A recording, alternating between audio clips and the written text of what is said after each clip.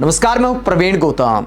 दोस्तों, वीडियो में बात करेंगे कि मंगलसूत्र के नाम पर डराने वाली राजनीति के दौर में सोने की कीमतें आम आदमी को कैसे डरा रही हैं और पूरी मार्केट में डर कैसे फैल गया है और उसका मार्केट पर असर क्या है। पिछले साल की तुलना में इस साल इस सीजन में सोना कितना कम बिका है और जो त्योहारों का सीजन आ रहा है, शादियों का सीजन आ रहा है, उसे देखते हुए अखिलेश यादव ने पीएम मोदी को क्या सुनाया है। आसमान पर जब सोना पहुंच गया है, 1,20,000 रुपए जब सोना पहुंच गया है, तो अखिलेश यादव पीएम मोदी को क्या कहते हैं, उनका बयान भी आपको सुनाएंगे। पहले बात करते हैं कि असर क्या है। देश के तमाम महानगरों में थोड़ा बहुत सोने के रेट में अंतर हो सकता है, लेकिन अमूमन 1,20,000 रुपए के करीब है। तो ऐसे में मार्केट पर कितना असर पड़ा है, पहले आपको दिखाते हैं कि पिछले साल की तुलना में दशहरे के आसपास कितनी कम बिक्री हुई है। खबर आप देख सकते हैं जिसमें बताया गया है कि इस दशहरा पर सोना अपनी चमक इसलिए नहीं दिखा पाया क्योंकि उसकी कीमत बहुत ज़्यादा हो गई है। बहुत ज़्यादा कीमतों के कारण कई ग्राहकों ने खरीदारी से दूरी बना ली। उद्योग संगठन India Boolean and jewellers association यानी IBJA के अनुसार पिछले साल के मुकाबले सोने की बिक्री 1/4 यानी 25% कम होकर 18 टन रह गई। पिछले साल इसी अवधि में 24 टन सोने के जेवरों की बिक्री हुई थी। तो ये सोने की बिक्री में कमी आई है, ग्राहक ढूंढना मुश्किल हो गया है। बड़ी बड़ी कंपनियों के हाथ पैर फूल गए हैं। कैरेटिन में काम करने वाली सीनियर सेल्स कंसल्टेंट पूजा शर्मा इसे लेकर क्या कहती हैं, जरा सुनिए, जो इस बात को दिखाता है कि महंगा सोना कैसे नौकरियां भी खा रहा है। सर, मैं खुद कैरेटलिन में वर्किंग हूँ, टाटा ब्रांड है, तो हमारे यहाँ सभी तरीके के कस्टमर्स आते थे। अभी इतना रिसेशन आ रखा है मार्केट में कि हम पूरे दिन फ्री रहते हैं। और इस सब का प्राइवेट सेक्टर में तो इफेक्ट चलो ये है कि दे आर ऑनर्स की कभी भी आ रहे हैं, कभी भी जा रहे हैं। मार्केटिंग में भी ये फ़र्क पड़ रहा है कि हम लोगों को स्ट्रेट शिफ्ट करनी पड़ रही है। 12-12 घंटे की जॉब प्रेशर हो जाती है कि जब तक टारगेट नहीं होगा, कस्टमर्स नहीं आएंगे, तब तक नहीं हो सकता। कस्टमर्स के बाहर जाना पड़ रहा है, जो कि मार्केटिंग हमारा काम नहीं है। We are working in sales, but हमें मार्केटिंग भी करनी पड़ रही है। कस्टमर को घर घर जाके अप्रोच करना पड़ रहा है। जो करोड़पति हैं, they have a money, they have a business, तो दे कैन बाय और सेल। बट जो मिडिल क्लास है ना, वो नहीं कर पा रहे हैं, परचेज़ ही नहीं कर पा रहे हैं। जिसकी जो परचेज प्रोडक्ट उन्होंने आज 20,000 में पसंद करा है, स्कीम स्टार्ट करी है, 9 महीने में वही प्रोडक्ट 38,000 का हो गया है। 2,000 के कंट्रीब्यूशन के लिए उन्हें जो डबल पेमेंट करनी पड़ रही है, वो रेडी ही नहीं है वो पे करने के लिए, वो बाय ही नहीं कर पा रहे हैं। मेरे यहाँ पर मेरी इंडिविजुअल अगर मैं अपनी सेल बताऊँ तो विद इन अ मंथ 1.5 से 1.25-2 करोड़ के बीच हो जाती है फेस्टिव मंथ में। अभी पूरे स्टोर की नहीं हो पा रही है। 8 लोगों के स्टाफ में 1.5 करोड़ की सेल निकालना मुश्किल हो पा रहा है। मतलब 8 गुना से भी कम हो गया है बिजनेस। ये स्केल है। और ये सिर्फ हमारे ही ब्रांड में नहीं, मेरी जहाँ स्टोर है उसके साथ में ब्लू स्टोन भी है, आपका ओरा भी है, ओकेरा भी है, कल्याण भी है। सभी का यही रिसेशन चल रहा है, सभी का यही हाल है।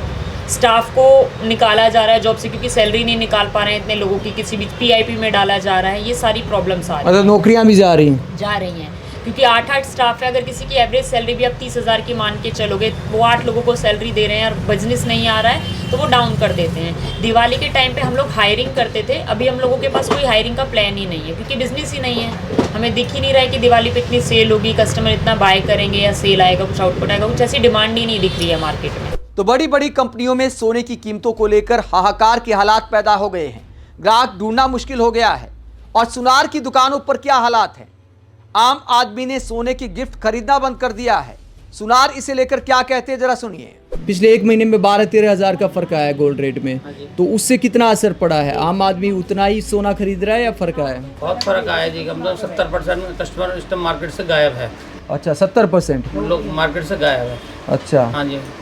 आपके दिवाली भी ऐसी नज़र नहीं आ रही कि दिवाली पे जो रौनक होनी चाहिए आपकी, आपके नवरात्रों में कोई कस्टमर नहीं है मार्केट के अंदर। तो मिडिल क्लास और गरीबों की बात करें या फिर अपर मिडिल क्लास की भी बात करें, तो उनके रुझान में कितना फ़र्क आया है सोना खरीदने में? इस टाइम मिडिल क्लास और गरीब आदमी तो है ही नहीं मार्केट में बिल्कुल भी। पैसे वाला है वो, उसको 100 ग्राम लेना है तो वो 50 ग्राम ले रहा है, बस ये फ़र्क आया जी। जैसे शादी ब्याह में या फिर कोई घर में फंक्शन होता है, कई बार रीति रिवाज होते हैं बहुत सारे, उसमें सोना गिफ्ट करने का भी रिवाज है, तो उसकी कैपेसिटी में कितना अंतर आया है? वो लोग कितना सोना खरीद रहे हैं आजकल? गिफ्ट वाले तो सोना कोई खरीद ही नहीं रहा। अच्छा, जो गिफ्ट वाले पहले के 11,000 मुझे गिफ्ट देना है, गोल्ड के रिंग्स दे दूँ या टॉप्स दे दूँ, पर वो इस टाइम मार्केट से गायब हो कस्टमर बिल्कुल भी। वो बिल्कुल नहीं है मार्केट के अंदर। अच्छा, मतलब गरीब और मिडिल क्लास ने फंक्शंस के लिए भी खरीदना बंद कर बंद दिया। कर दिया है वो। अब वो कैश पे रुझान आ गया है जी, मैं कैश दे दूंगा पर गोल्ड नहीं खरीदा जा रहा, उसके बजट से बहुत बाहर हो गया है। अच्छा, हालांकि कई लोग लॉजिक दे सकते हैं कि सोना खरीदना कोई जरूरी तो है नहीं, लेकिन जिसके घर में शादी है, बहू को सोना चढ़ाना है या बिटिया की शादी में देना है, जरा उनसे पूछ कर देखिए किस टेंशन में वो परिवार इस वक्त होंगे, क्योंकि सोने के गिफ्ट देना हमारी परंपराओं में शामिल है। ऐसे में आम आदमी की मजबूरी हो जाती है और ये मजबूरी अब आम आदमी की जेब पर भारी पड़ रही है। तो विपक्षी नेता पीएम मोदी पर सवाल उठा रहे हैं। अखिलेश यादव ने सोने की कीमतों को लेकर मोदी सरकार पर क्या कहा, अखिलेश यादव का पोस्ट आपको दिखाते, वो क्या कहते हैं। सोने के दाम सारे रिकॉर्ड तोड़कर 1,20,000 प्रति तोला तक पहुंच रहे हैं। भाजपा राज में सोने के दामों का बेतहाशा बढ़ने का कारण आम जनता के बीच सोने की मांग बढ़ना नहीं है, बल्कि इसका कारण महाभ्रष्ट भाजपाइयों की तरल काली कमाई को ठोस में बदलने वाला स्वर्णीकरण है। सच्चाई तो यह है कि अब गरीब आदमी अपने आशीर्वाद स्वरूप शादी ब्याह में अपनों को सोने की एक लौंग तक नहीं दे सकता है। सोना तो छोड़िए, भाजपाइयों के बीच मची बहुमूल्य धातुओं की जमाखोरी की वजह से अब तो चांदी भी गरीब की पहुंच से बाहर हो गई है। अब भाजपाई प्रचार तंत्र ये कहेगा कि भाजपा सरकार क्या करे, सोने के दाम तो अंतर्राष्ट्रीय बाजार से तय होते हैं। अगर ये सच है तो सरकार इस बात का खुलासा करे कि दाम बढ़ने के बावजूद भी अर्थव्यवस्था के किस नियम और सिद्धांत के तहत विलासी धातुओं के दाम बढ़ रहे हैं। क्या सोने के जमाखोरों के लिए भाजपा सरकार में किसी के पास कोई ड्रोन, दूरबीन या बुलडोजर नहीं है? कहीं ऐसा तो नहीं जिसे लोग लोहे का डबल इंजन समझ रहे हैं, वो भी अंदर से सोने का हो चुका है? तो अखिलेश यादव तंज कसते हैं कि कोई दूरबीन नहीं है क्या, ड्रोन नहीं है क्या? क्योंकि पीएम मोदी तो दावा करते हैं जहां भ्रष्टाचार होता है वो दूरबीन से देख लेते हैं, ड्रोन से देख लेते हैं। तो क्या अब ड्रोन और दूरबीन इस्तेमाल नहीं हो सकते? अखिलेश यादव जमाखोरी का आरोप लगाते हैं जिसकी वजह से सोना महंगा हो रहा है। दोस्तों, बाकी देशों की तुलना में वाकई भारत में सोने की महंगाई ज्यादा रफ्तार से बढ़ी है। शायद ही दुनिया में ऐसा कोई देश हो जहां 4 साल में सोने की कीमतें 150% से ज्यादा बढ़ गई।